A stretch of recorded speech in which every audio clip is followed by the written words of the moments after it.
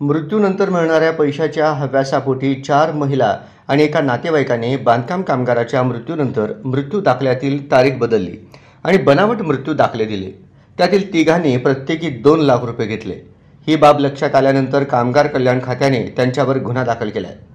शोभा काशीनाथ वाघमारे, राहणार सोहाळे, तालुका मोहोळ; मनोज रतनलाल अवस्थी, राहणार मोदीखाना, सोलापूर; शैला सुरेश भांगे, राहणार लक्ष्मी गल्ली, अक्कलकोट; सुनीता संजय कोळी, राहणार मुकुंदनगर, सोलापूर; आणि वैशाली नागनाथ जेहुरे, राहणार कामगार वसाहत भाग 1, सोलापूर अशी गुन्हा दाखल झालेल्यांची नावे आहेत।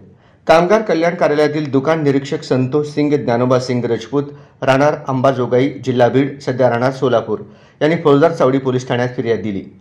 2 लाख रुपये मिळावेत या हव्यासापोटी घरातील बांधकाम कामगाराच्या मृत्यूनंतर खऱ्या मृत्यू दाखल्यात फेरफार केला, मृत्यूची तारीख बदलून बनावट दाखला सादर केला।